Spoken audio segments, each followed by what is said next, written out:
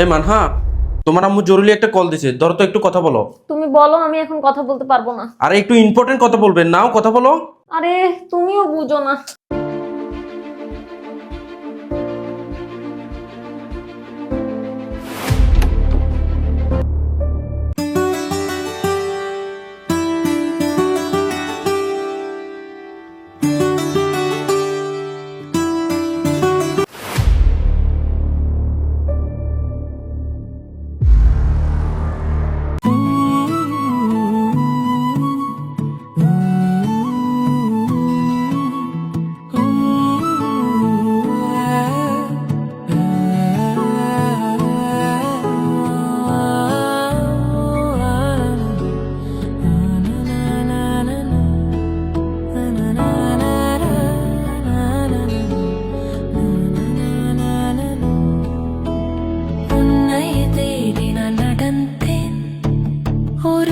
আচ্ছা ঠিক আছে মা, তাহলে এখন রাখি, অনেক কাজ পড়ে আছে।